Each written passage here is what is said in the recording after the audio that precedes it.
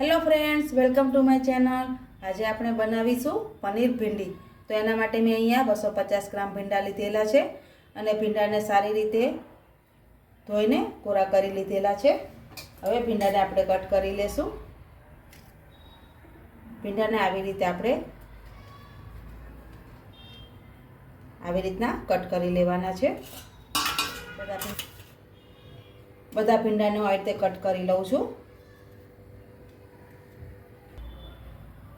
Friends, મેં ભીંડા બધા કટ કરી લીધા છે. જે મોટા ભીંડા હતા આવી રીતના 2 ટુકડા કરી લીધેલા છે અને નાના ભીંડાને આવી રીતના આખા રવા દીધેલા છે. હવે આપણે ભીંડાને તળી લેશું.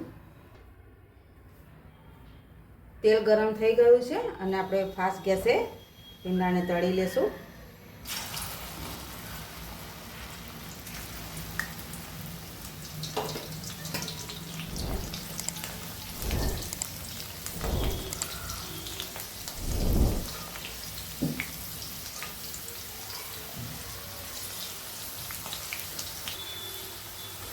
ફ્રેન્ડ્સ, ભીંડા તળી ગયા છે, આપણે કાઢી લેશું.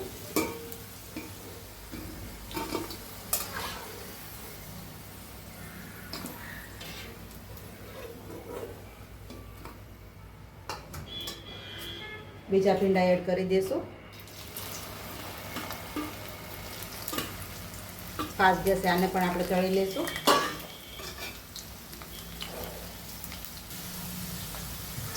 ફ્રેન્ડ્સ, આ ભીંડા પણ તળાઈ ગયા છે, આને પણ આપણે કાઢી લેશું.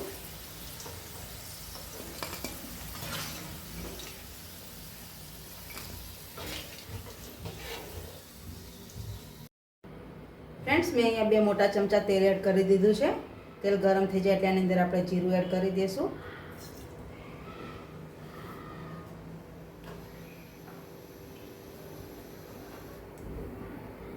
હિંગ એડ કરી દઈશું.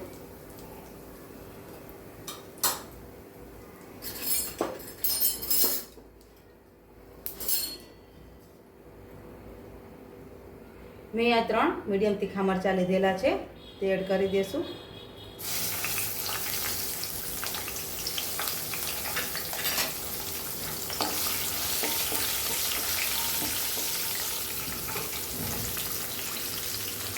એક નાનું કેપ્સિકમ લીધેલું છે, તે એડ કરી દઈશું.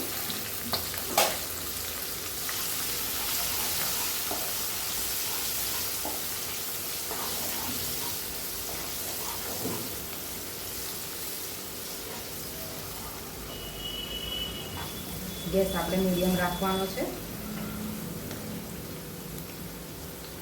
મેં એક મોટી ડુંગળી લીધેલી છે અને આવી તેને ઝીણી ક્રશ કરી લીધેલી છે, તે એડ કરી દઈશું.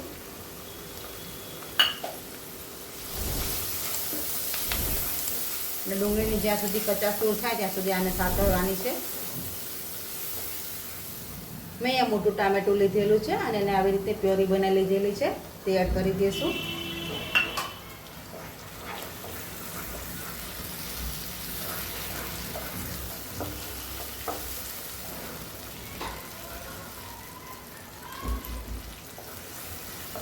આને પણ સરસ રીતે સાંતળી લેવાની છે. ટામેટાની એકદમ કચાશ દૂર થઈ જાય ત્યાં સુધી આને સરસ આપણે સાંતળી લેશું.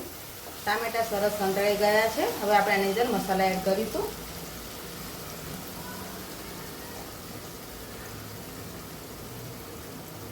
સ્વાદ મુજબ મીઠું,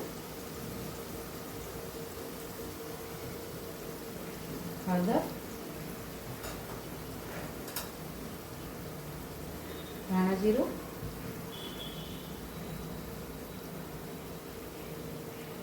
બે મોટી ચમચી મરચું પાવડર,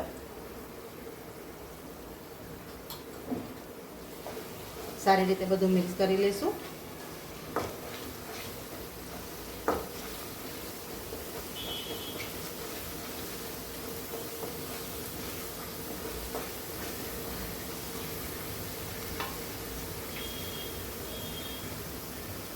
કસૂરી મેથી એડ કરી દઈશું.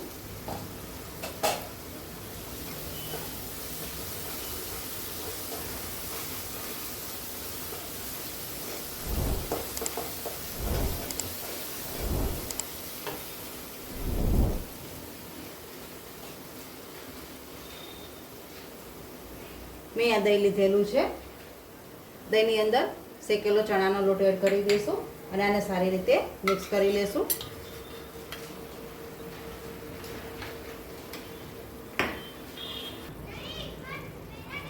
દહીંની અંદર ચણાનો લોટ મિક્સ કરી દીધો છે, તે એડ કરી દઈશું.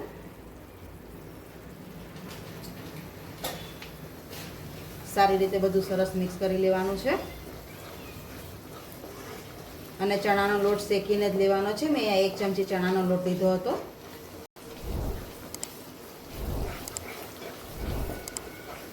હવે ફાસ્ટ ગેસે સરસ આને બધું સાંતળી લેવાનું છે, જેથી મસાલો પણ સરસ ચડી જાય.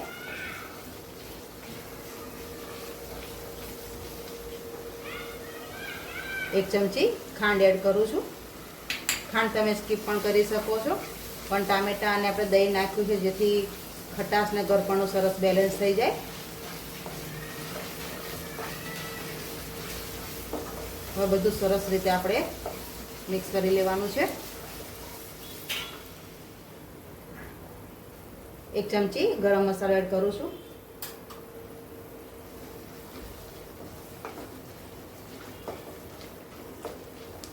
સારી રીતે બધું મિક્સ કરી લેવાનું.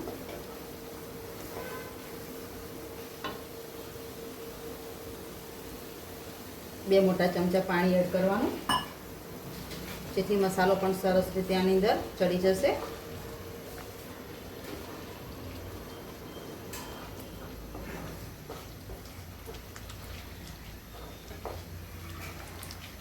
હવે આને 2 મિનિટ માટે આપણે ગરમ થવા દઈશું. ફ્રેન્ડ્સ, સરસ આપણી ગ્રેવી તૈયાર થઈ ગઈ છે. હવે આની અંદર આપણે ભીંડા એડ કરી દઈશું.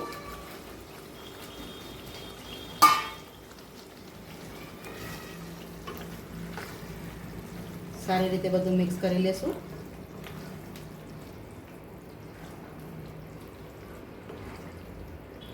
તમે આની અંદર પાણી જરૂર મુજબ એડ કરી શકો છો.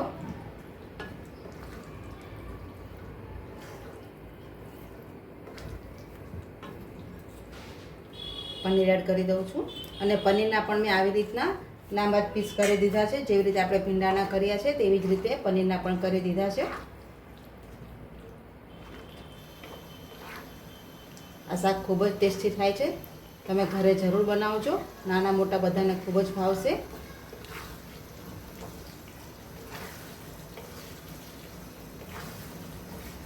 હવે 2 મિનિટ માટે આપણે આને ધીમા ગેસે ચડવા દઈશું, જેથી પનીર અને ભીંડાની અંદર સરસ મસાલો બધો એડ થઈ જાય.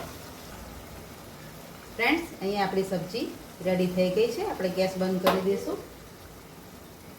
છેલ્લે કોથમીર એડ કરી દઈશું તો આપણી સબ્જી સર્વ માટે તૈયાર છે. આ આવી જાય છે.